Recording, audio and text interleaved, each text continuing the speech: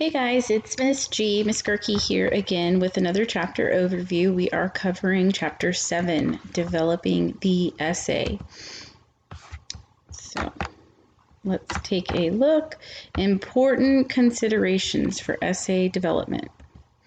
All right, things to consider when you're developing your essay are to reconsider the assignment. Go back to the assignment description, read the prompt, right? Look at how it's going to be graded, know what your topic is, and is it in the bracket or in the category of what was actually assigned.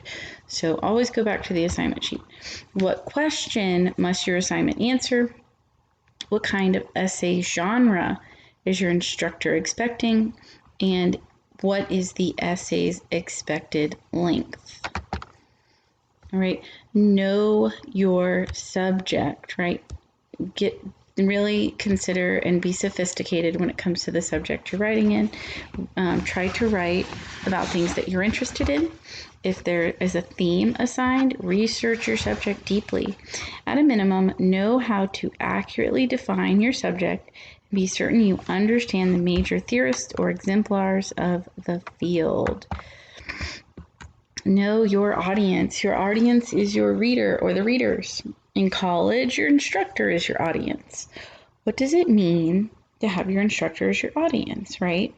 And in a nutshell, your instructor represents an educated audience that expects clear, organized, and intelligent writing. Some key questions to ask yourself when considering audience are, how much does my audience already know about the subject? Why might the reader need or want to read this material? If your purpose is to inform the audience, or is your purpose to convince the audience of something? All right.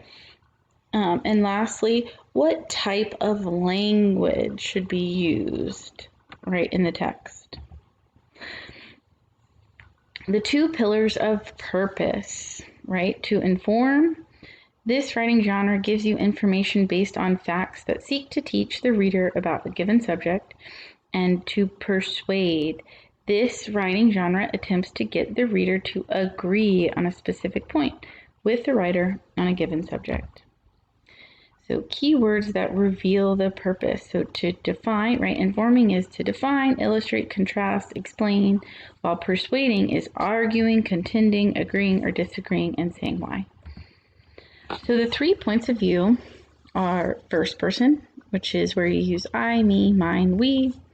This point of view is used in personal narratives and reflections.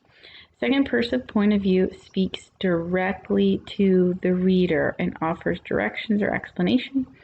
And then finally, third person does not directly refer to the reader or the writer, and it is common viewpoint in academic writing.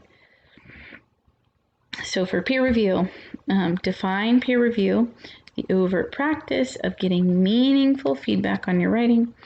This practice may occur at any stage of the writing process. So making peer review work. So be open to the process, be prepared with a solid draft, bring your best draft possible, read your text aloud, and then follow the guidelines for any peer review you're involved in. The art of commenting. Avoid just general vague comments like, it's good, I liked it. Look to comment on obvious parts of the essay, things like the thesis, the unity, and the organization. Make sure you point out the good things, compliment the good things that are there.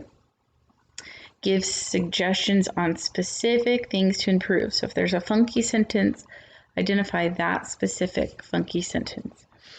Don't merely edit grammar and punctuation issues. You can note them, but you want to focus on bigger issues than just that. So conducting a personal peer review. Self-critique is just as vital as peer review. Consider peer review comments, but do not feel obligated to make all of the changes, right? Sometimes you may not agree. Read for obvious parts of the thesis, unity, support, and organization, and read your essay aloud for grammar, inconsistencies, typos, and word choices. And that's it for chapter 7. So that is it. And I will be back with the next one, guys.